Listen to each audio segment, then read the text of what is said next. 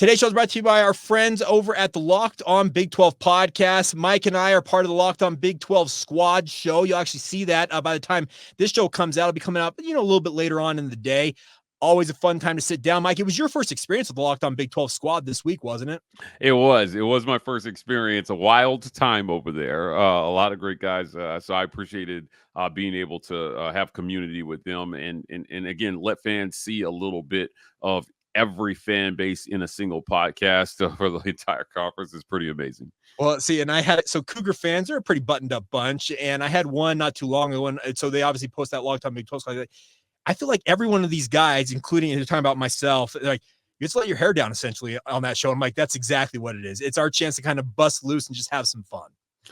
Yeah, look, and the fun that we're having is really reflective of, I think, the fun that we're going to see in the Big 12 here going down the stretch. There's a battle going on at the top, man, and it's exciting. And so BYU and UCF play this weekend. UCF can play the role of spoiler, certainly. BYU can cement why they belong in the conversation for one of the top teams in the nation. Despite how the record has turned out, beating UCF this weekend for BYU is a solid win. I don't think it should be overlooked because of UCF's record right now.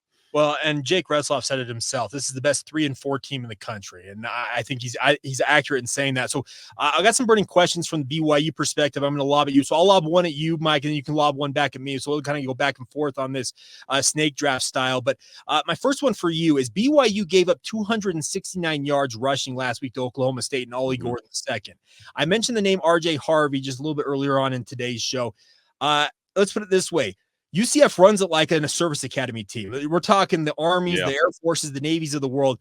I've got a big concern that BYU can find themselves in a world of hurt if they can't shore up their run defense. Should Cougar fans be concerned about that?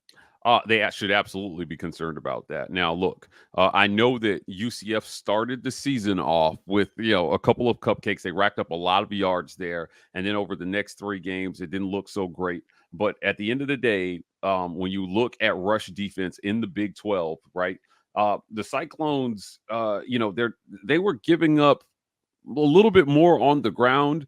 What you should be concerned about is the combination of Jacurri Brown and RJ Harvey creates a really dynamic rushing attack. Now, BYU can be they can be stout. They're in the top half of the conference in rush defense. However, Jacurri Brown is a really good runner. 13 rushes for 154 yards. Obviously, RJ Harvey put up just under 200 yards last Saturday. If the way to beat BYU for UCF is to keep the ball out of Retzlaff's hands and keep him on the sideline. You do that with a solid run game, Jake, and you just run the football, man. You got to win time of possession by a pretty large margin, and they feel like they've got the running game to do that. I think that they do. We'll see. I am curious to see how the Cougars battle that, because Ollie Gordon had a pretty, frankly, awful season up until that matchup last week. He bust loose for 100 yards. And I mentioned Oklahoma State just absolutely carved BYU up in the run game. And Oklahoma State's a good running team. I consider UCF to be a great running team. Yeah, I do think, but they have to be. Now, they've got a really good wide receiver in Kobe Hudson there that they're going to have to try to get involved here, but it's going to start with establishing the run. And then what you want Jacurri Brown to do is you want him to be able to hit the big pass over the top when they need it. Now, he didn't do that versus Iowa State, and it ended up costing them. As a matter of fact, on passes of 20 or more yards down the field, he connected on exactly 0 of them. You can't do that this weekend versus BYU. You got to at least have the threat of the deep pass there, or, the spread here was odd to me. When I looked at the spread on this game, I thought BYU would be favored a little bit more than they are.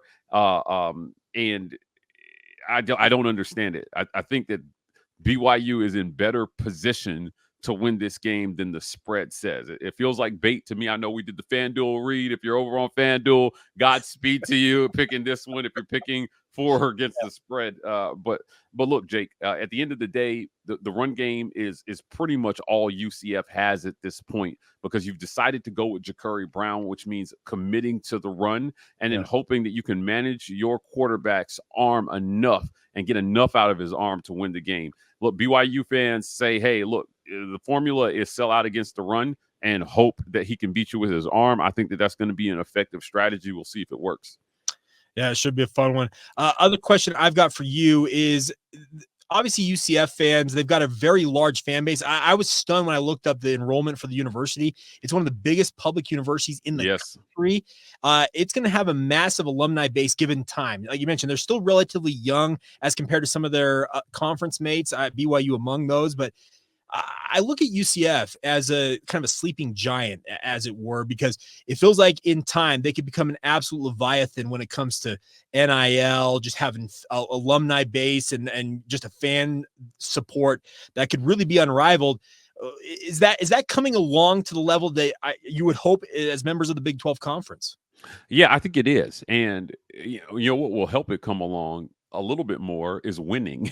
Look, nothing helps financial support more than winning, Jake. So you can speak directly to that this season. So what they're looking for is they're looking for the coach of the future.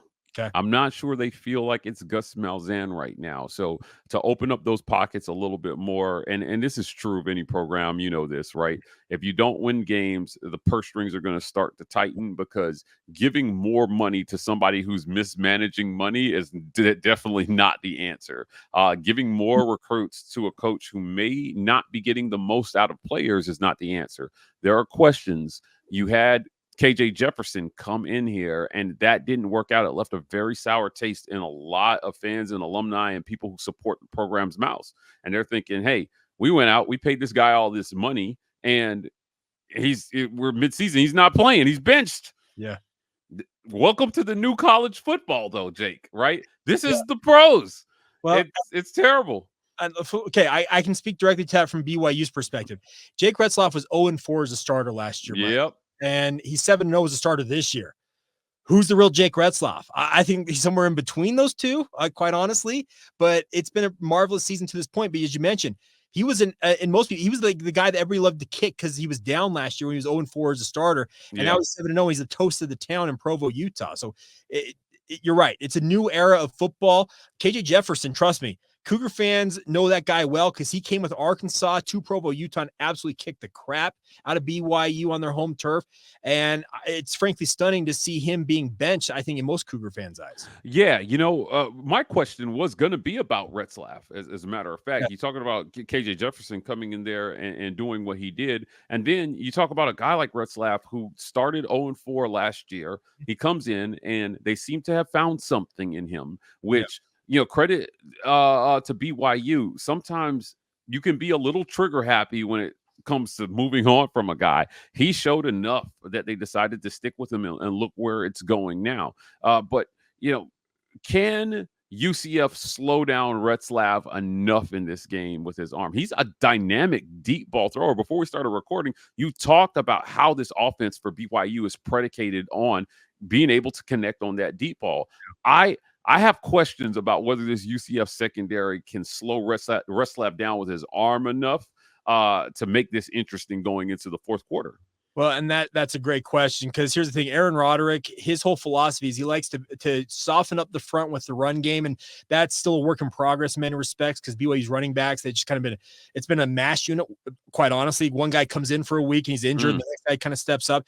They have their star running back in LJ Martin back, and he had a career day last week against Oklahoma State, so that was a positive sign. But the whole offense is predicated on really softening up the front with the run game. And then when you just feel like, hey, they may run it again, they go play action, they go deep on you. And the one thing quarterbacks in this BYU offense have to be able to do is be able to connect on the deep ball.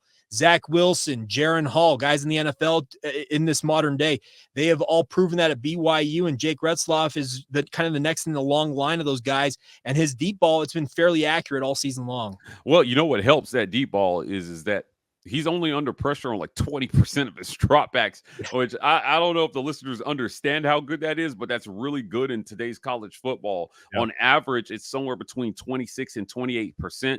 You're doing really terrible if you're in the 30s. I think that if you're going to let him sit back there and have an 80% protection rate, you're going to have a really hard time stopping BYU on offense in this one. And that's a credit to this offensive line at BYU. They're a fairly veteran group. They're 2 tackles, Caleb Etienne at left tackle and Braden Keim, twin towers, both of them standing taller than 6'8", Mike. They are a formidable bunch up front. And you're right. They have kept Jake clean. Really, his jersey only gets dirty when he's part of the QB run game out there for BYU. But yeah, it's been a really, really good job overall by this offensive line. It's actually had some injuries of concerns of its own. Connor Pay, who's been a stalwart for them, he's not going to play in this game against UCF because he's got a Jones fracture in his foot. He's recovering from surgery on that. But yeah, the offensive line's done a really, really good job keeping Jake Retzlaff upright. Yeah, they have. Now, hold the phone, Jake. Last week versus Iowa State, UCF should have had 2 pick sixes on Rocco Beck. As a matter of fact, they made his life absolute hell for a half before they didn't in the second half, and he went wild with Jalen Noel. But I think maybe if you can cook up something defensively to throw Retzlaff off for a half, jump out to a lead, and then hold on for dear life, that's probably where BYU needs to live in. I'm also where UCF needs to live in this one to have a chance at the end.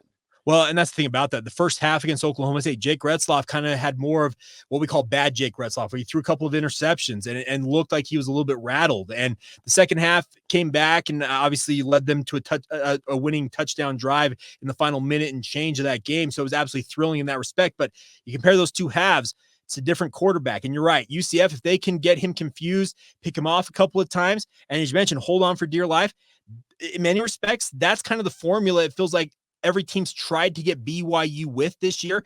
Nobody's succeeded so far, but Oklahoma State came so close to it. Yeah. Look, UCF gave Iowa State all they wanted. It came down to the last minute. It ended up being a 3-point game.